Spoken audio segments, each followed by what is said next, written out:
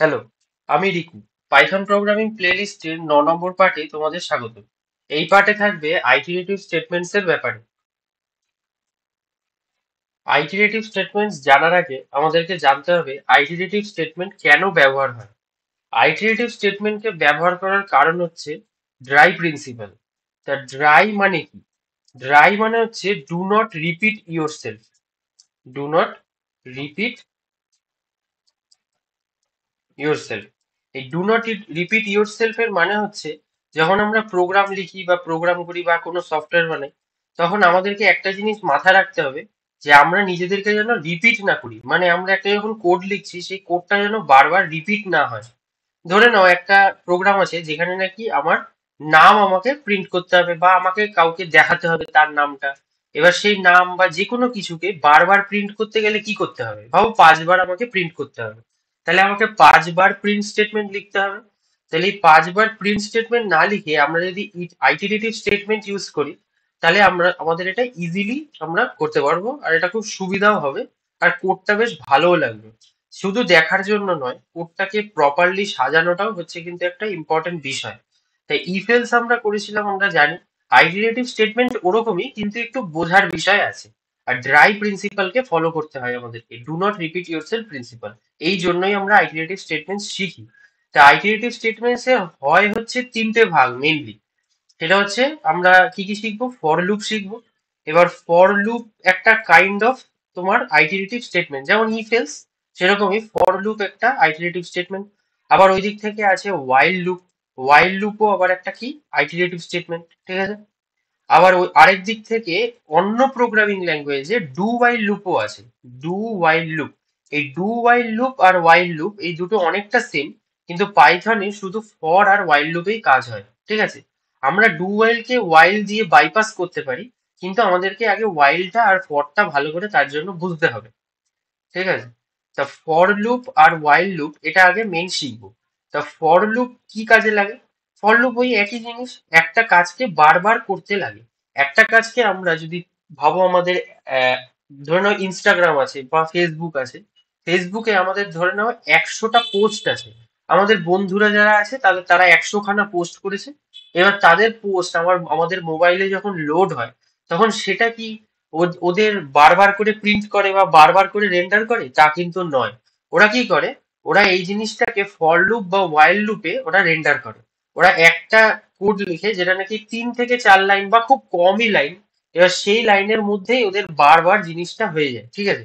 আমি যদি তোমাকে বেসিক ফর লুপটার সিনট্যাক্স বোঝাই, বেসিক ফর লুপের সিনট্যাক্স বলতে যে ফর লুপটা কিরকম করে লিখতে হয়। বিভিন্ন প্রোগ্রামিং ল্যাঙ্গুয়েজে কিন্তু বিভিন্ন রকমের হয়। তাই এখানে পাইথনে ফর লুপ লেখার সিনট্যাক্স হচ্ছে ফর। ফর মানে এর জন্য, মানে এইটার উপর দিয়ে। তাহলে ফর আই, আই বা যে কোনো ভেরিয়েবল বলতে পারো তুমি, যে কোনো ভেরিয়েবল। ইন, ইন মানে এর মধ্যে দিয়ে। রেঞ্জ, ইন রেঞ্জ, চলবে ব্র্যাকেটের ভেতর। প্রথমে থাকে হচ্ছে ইনিশিয়াল ভ্যালু, ইনিশিয়াল লিখলাম আমি। তারপরে থাকে এন্ড -1।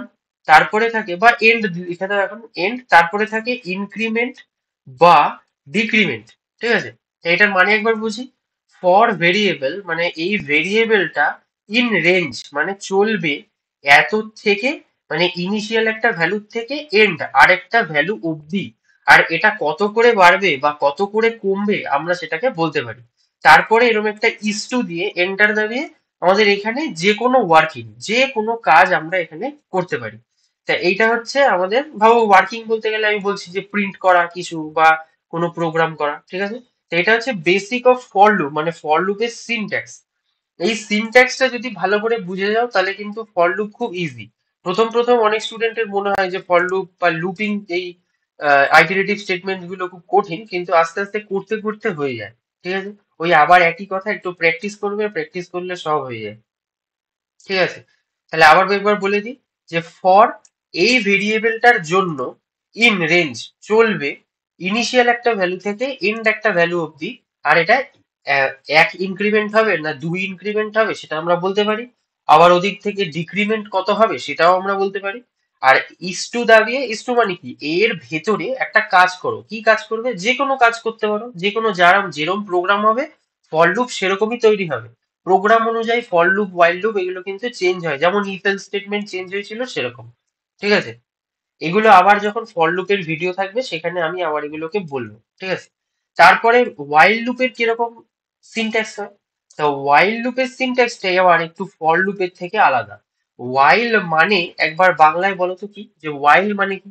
ওয়াইল মানে হচ্ছে যতক্ষণ, এবার এই যতক্ষণ মানে যে যতক্ষণ একটা কাজ হবে, সাপোজ আমি তোমাদেরকে বললাম যে while I am doing the work, তার মানে কি, আমি যতক্ষণ এই কাজটা করছি ততক্ষণ আমার কিছু একটা হবে, বা আমি বিজি থাকবো বা কিছু। ঠিক আছে, তাহলে এর সিনট্যাক্সটা কিরকম হয়? এই সিনট্যাক্সটা লিখতে গেলে প্রথম হয় হচ্ছে ইনিশিয়াল, ইনিশিয়াল বা ইনিশিয়ালাইজেশনও বলতে পারো তুমি। ইনিশিয়ালাইজেশন মানে কোনো একটা ভেরিয়েবল, কোনো একটা, আচ্ছা আমি ইনিশিয়ালাইজই লিখলাম, আমি ইনিশিয়াল লিখলাম, ঠিক আছে, তা একটা ভেরিয়েবল var লিখলাম, ভেরিয়েবল ইকুয়ালস টু ইনিশিয়ালাইজেশন। একটা ভেরিয়েবল কি করবে, একটা কিছু ভ্যালু ইনিশিয়ালি ধরে রাখবে, হয়ে গেল। তারপরে আমরা কি লিখবো, ওয়াইল মানে, ওয়াইল মানে যতক্ষণ, যতক্ষণের ভেতরে থাকবে কন্ডিশন। এবার এই কন্ডিশনটা যে কোনো কিছু হতে পারে, প্রোগ্রাম অনুযায়ী কন্ডিশনটা চেঞ্জ হবে। ধরে নাও ভেরিয়েবলটা আছে, তা ভেরিয়েবলটাকে আমি বলতে পারি যে এটা এততে গিয়ে এন্ড হবে, বা এটা এটার থেকে ছোট, যে কোনো টাইপের কন্ডিশন। ঠিক আছে, তারপরে ইস টু দা দিয়ে এর ভেতর, মানে যতক্ষণ কন্ডিশনটা ট্রু হবে, তাহলে কন্ডিশন যতক্ষণ কন্ডিশন ট্রু হবে ততক্ষণ এই কাজটা হবে আর কি, ততক্ষণ এই ভেতরে এই জিনিসটা কাজ করবে। তো এখানে আমি লিখবো কি, ওয়ার্কিং, তাহলে এনি কাইন্ড অফ ওয়ার্কিং, যে কোনো কাজ করতে পারি আমি, এটা আমি প্রিন্ট করতে পারি, আমি রেন্ডার করতে পারি, যে কোনো কিছু করতে পারি। তারপরে এন্টার দাবিয়ে নিচের লাইনে থাকবে ইনক্রিমেন্ট বা থাকবে decrement according to the program. আবার বলছি, এটা কিন্তু প্রোগ্রাম অনুযায়ী ডিপেন্ড করে, ঠিক আছে, মানে ভ্যারি করে। তাহলে এটার সিনট্যাক্স কি হলো, প্রথমে আমাকে একটা ভ্যালুকে ইনিশিয়ালাইজ করতে হয়, তারপরে আমাকে কন্ডিশন দিতে হয়, কন্ডিশনে আমি এন্ড স্টেটমেন্ট দিতে পারি যে কোথায় গিয়ে শেষ হবে। ঠিক আছে, তাহলে যতক্ষণ কন্ডিশন ট্রু হবে ততক্ষণ কাজ মানে ওয়ার্কিংটা হবে, ওয়ার্কিং হলো।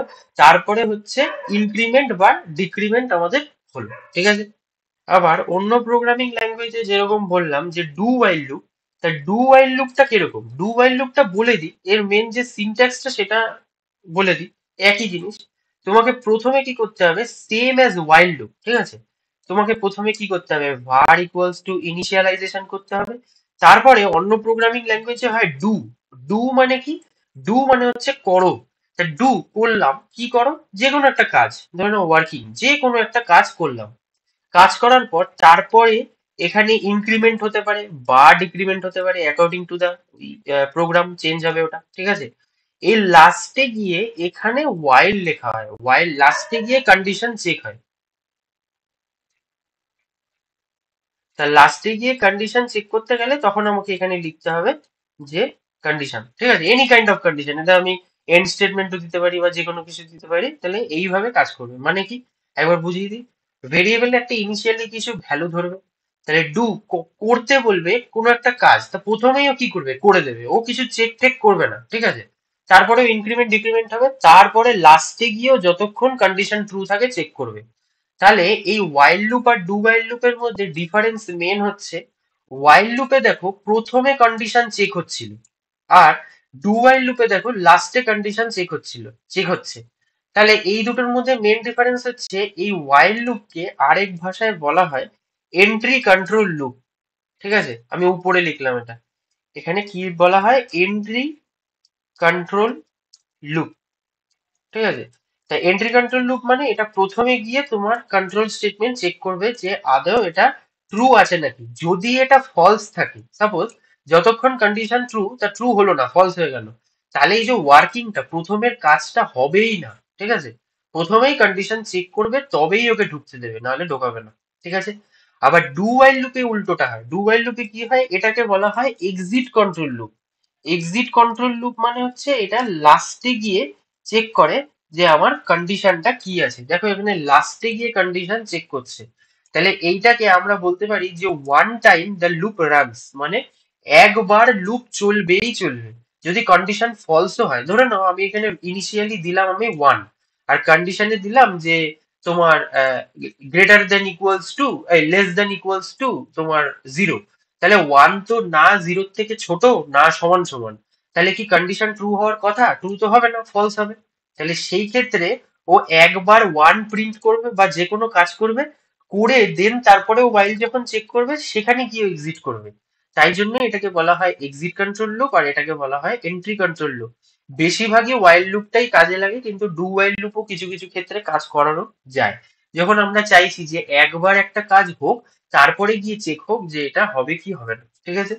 তো এই হলো আমাদের তিনটে লুপ সম্বন্ধে ব্যাপার স্যাপার, মানে তোমার তিনটে লুপের বেসিক সিনট্যাক্স। এবার পরের ভিডিওগুলোয় আমরা দেখব যে ফর লুপ কিরম করে কাজ করে। এই যে ফর লুপের যে সিনট্যাক্সটা, এটাতে এরম ভাবে লিখলেই পাইথনে রান করবে না, এটা এরার দেখাবে। তো এরম হয় না, ঠিক আছে? এটাকে ভালো করে বুঝিয়ে লিখতে হয় বা বুঝাতে হয় ওকে, যে ভেরিয়েবলটা কি হবে, ইন রেঞ্জ ইনিশিয়াল ভ্যালু কি হবে, এন্ড ভ্যালু কি হবে। তো সেটা আমরা পরের ভিডিও দেখবো। তাই এই ভিডিও এই পর্যন্তই, আবার পরের ভিডিও দেখা হচ্ছে, সেটা থাকবে ফর লুপের ব্যাপারে।